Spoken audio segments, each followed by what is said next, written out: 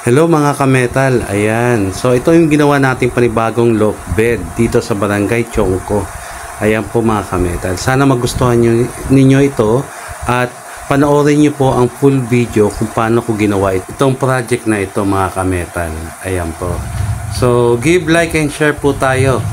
At PM me directly po sa Metalworks Project para sa mga inquiry. Ito mga kametal, ayan, 2x2 na tubular na 1.5 mm, tinakpan natin.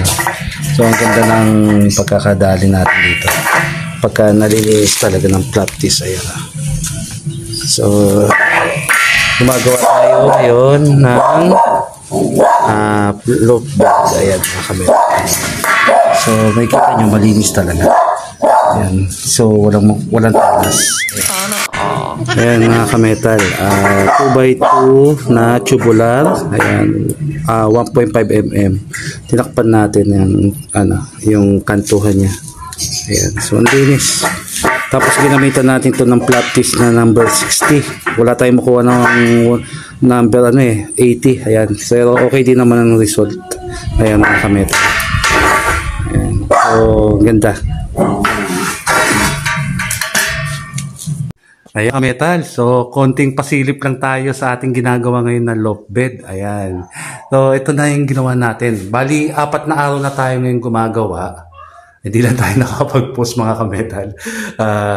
Ito na nagawa natin ngayon. So almost nasa 80% na tayo ng paggawa na ito.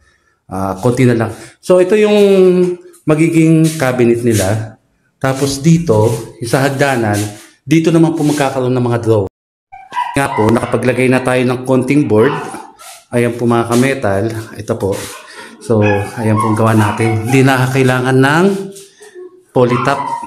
Halos hindi na kailangan po ng polytop mga kametal. Pero nandito, hindi pa tayo tapos dito. Hindi pa natin naispatan yung mga yan mga kametal. So, maglalagay pa kasi tayo ng dalawang railing pa dito. Parang katulad po nito. Ayan po mga kametal. Ayan. Pati doon sa kabila. Kaya abangan ninyo mga kametal yung magiging final touch natin dito sa loft bed na ito. Sa ginagawa natin. Dito pa rin sa Santa Rosa mga kametal. Ayan. Kaya kung magugustuhan nyo ito mga kametal, please do give like and share po tayo. Ayan. Para magkaroon din po ng idea yung mga iba pa nating mga ka-welders. Ayan po mga kametal. Ayan po. At matapos natin gawin to mga kametal, tatanggalin natin ulit tong sa side ng hagdanan para magawa naman natin yung pattern ng magiging step po nito mga kametal. Kasi kailangan ma-full weld po natin, kaya kailangan alisin po ulit ito. Kaya panoorin nyo ito. Ito nga mga kametal yung paggawa natin ito. Bali ito, yung una natin na patayo, 1 feet lang yan mga kametal. Tapos itong iba, para makuha mo yung 1 feet na palapad, yung mismong aapakan, dadagdag ka lang ng 2 inches. Kung 1x2 ang gamit mo. Or kung gamit mo man 2x3, magdadagdag ka ng 3 inches mga kametal. So, tapos nga mga kametal, yung pag-cut natin, puro slant na tong ng pagganito, magkasalisi. Para lang makuha natin yung 45 degrees ng hagdanan na yun. Ayan mga kametal. So, sana may natutunan kayo dito sa diskarte natin sa paggawa. Kasi pag pinutol mo ito ng pare-parehas na tago 1 feet mga kametal, ang mangyayari dyan, iiksi lahat itong nasa gitna na ito. Ayan. So, kailangan magdagdag ka ng 2 inches o kung gaano kakapal yung gagamitin mong tubular para sa pag-pattern mo ng hagdanan. Ayan mga kametal. Ayan. So, abangan ninyo yung pagkatapos nitong project natin na ito na loft bed. Ayan. Na metal frame ang stairs niya. Wooden frame po ang magiging cabinet po nito. Mga drawer pala mga kametal. Ayan. So, naghanap tayo sa YouTube sa mga kapwa nating welders na nagpapabricate. Wala pa tayong nakita na ganong ginawa. Okay. Kadalasan puro kahoy lang ang stair. So, itong gagawin natin to, panibago ito. Okay, mga kametal. So, kaya abangan ninyo itong ginagawa natin na loft bed na ito. At ito mga kametal, yung ginagawa natin pattern para sa ating hagdanan. Ayan. Diyan din natin ikakabit yung marine board para dito sa mga drawer na ito. Ayan. So, makikita ninyo 1 feet by 1 feet lahat to. Ito 1 feet by 1 feet din yan. Ayan po. Ito ang request nila kasi para medyo kasi mataas yung loft bed natin. So kaya ginawa natin itong 1 feet. Ayan po. Ayan. Ayan ho. Kaya 1 feet by 1 feet po lahat yan. Yan po mga kametal. So sana may natutunan kayo sa paggawa natin ng hagdanan. At ito na mga kametal. So nabuo na natin yung hagdanan natin. Kailangan ko naman siya ikabit dito yung pinaka-frame nito. So tinanggal ko na ulit yung hagdanan dito mga kametal. Kaya kailangan talagang matinding diskarte talaga paggawa ng loft bed. Ayan. Ayan. So dito na natin bubuuin to. Bago natin siya ulit ipapasok doon, kailangan napinturahan na to mga kametal. Ayan. So bubuuin na natin to.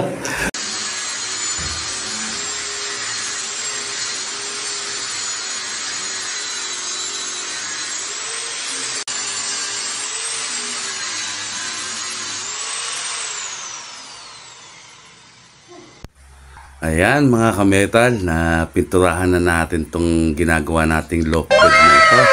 At ito, ipapakita ko na sa inyo yung details ng ginagawa natin. Ayan. So ito mga kametal, nilagyan natin to ng handrail. Ayan. Okay ba mga kametal? So tinanggalan natin siya ng kanto para smooth siyang hawakan. Tapos dito naman mga kametal, ito yung paglalagyan natin ng drawers. Ayan. So, bali 4 na drawer lang ito mga kametal. Ang gagawin natin dito. Tapos gagamit na lang tayo dito ng slider. Ayan. Para smooth siyang buksan. Tapos makikita nyo, ayan. Ito na po yung ating itaas na design. Ayan po. So, ang sukat nito mga kametal, 7 feet ang height. 50 inches ang width nito, kaya papasadya dito ng kutsyon. At ito naman mga kametal, ito ang paglalagyan ng kisame. Kasi balak nila to lagyan ng PVC. Ayan. So maganda kalalabasan nito mga kametal. Lalo na kung lalagyan din ng LED at pen light. Ayan. So yan po ang plano dito ang gawin sa loft bed na ito mga kametal. So sana nagustuhan nyo to mga kametal, itong ginagawa natin na loft bed. At ito na nga mga kametal yung ginawa nating loft bed dito sa Santa Rosa. Ayan. Maraming salamat sa ating client na si Kim at si Kyle. Ayan mga kametal. Tapos, ito yung drawer niya. Ayan po mga kametal. Ito, papakita ko sa inyo. Ayan. So, ang ganda ng handle nila. Tapos, ayan po. Ayan. Sliding mo ito lahat. Ayan po. So, sliding. Sliding lahat yan. Ayan. At ito naman po yung pangatlo. Ayan po mga kametal. Yung pang-apat natin. Ayan. So ito medyo maliit lang po ito. Ayan. Tapos yung isa po yun, yan po ay cover lang mga kametal. Tapos ayan na po yung rampahan, yung pag-akyat po nila. Ayan po, 2 feet ang luwag niyan. Tapos ang taas nito mga kametal, 7 feet po talaga ang total nito. Sa taas ito. Tapos dito po mga kametal, 6 feet to. At ito nga mga kametal, yung purpose naman nito ay para sa pagkabit ng PVC ceiling. Lalagyan to ng ilaw dito mga kametal sa ilalim ng LED. Ayan. So abang nahuyan, diyan po ikakapit yung PVC. Okay mga kametal. Ayan po.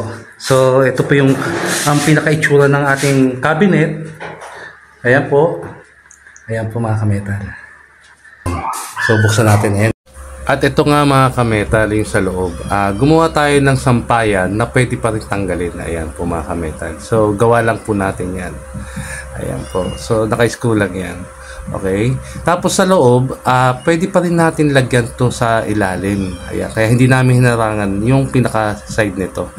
Kasi sayang din space na ito. Ayan. Pwede pa rin lagyan po yan. Okay. Na mga gamit. Sana all. So sana nagustuhan nyo ito. Mga idea na to kametal. Ayan.